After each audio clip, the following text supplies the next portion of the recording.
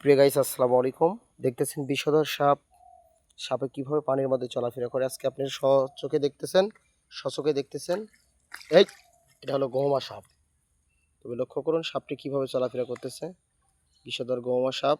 তবে এই ধরনের সাপ যদি আপনাদের অত্র এলাকায় কারো ঘর বাড়িতে বের হয়, অবশ্যই আমাদের ফোন দেবেন স্ক্রিনে দেওয়া নাম্বারে। আমরা আপনাদের এলাকা থেকে আমরা সাপগুলো ধরে নিয়ে আসব।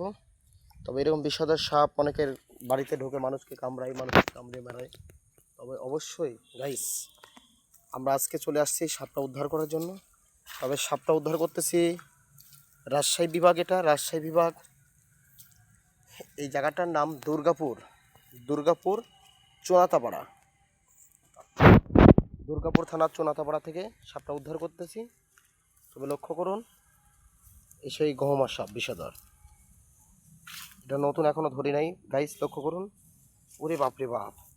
তবে কিভাবে ফোনা ধরতেছে, তবে লক্ষ্য করুন কিভাবে ফোনা ধরতেছে। পাহাড়ি বিষধর সাপ, বাবা। তবে আমি নীরব ভাই, এই সাপটি আজকে উদ্ধার করার জন্য আপনাদের মাঝে আসছি। এরকম বিষধর সাপ যদি আপনাদের অত এলাকায় বের হয়, তাহলে অবশ্যই আপনারা ফোন দেবেন, স্ক্রিনে দেওয়া নাম্বারে যোগাযোগ করবেন। আমরা এরকম বিষধর সাপগুলো ঘর বাড়ি থেকে আমরা ধরে নিয়ে আসি। সকলে ভালো থাকবেন, সুস্থ থাকবেন। আল্লাহ হাফিজ।